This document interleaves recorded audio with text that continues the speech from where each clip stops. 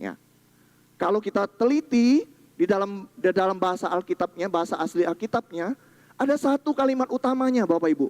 Dan 3 kalimat pelengkap.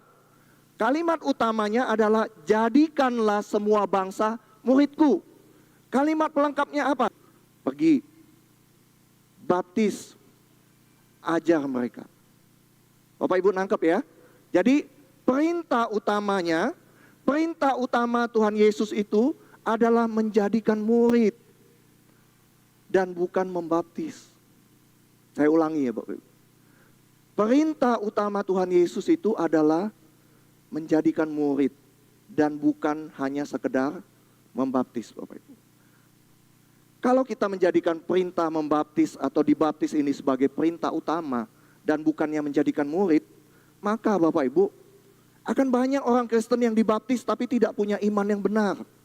Kalau kita menjadikan perintah membaptis atau dibaptis ini sebagai perintah utama dan bukannya menjadikan murid, maka akan banyak sekali orang Kristen yang dibaptis tapi tidak tahu apa yang diperintahkan Tuhan Yesus. Pertanyaannya, apa artinya menjadi murid?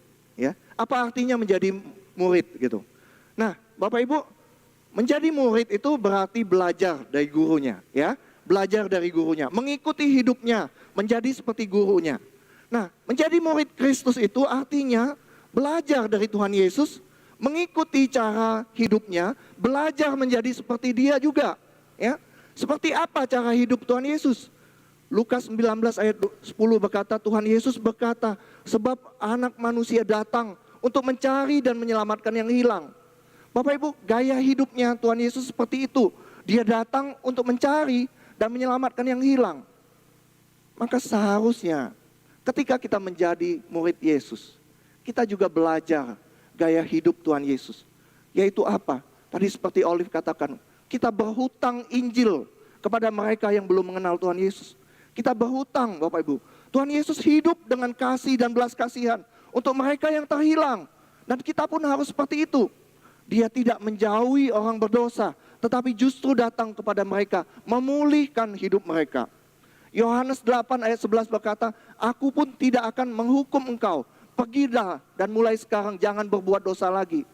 Bapak Ibu, ini hidup Tuhan Yesus, gaya hidupnya. Sebagai murid Tuhan Yesus, kita seharusnya juga hidup seperti Dia.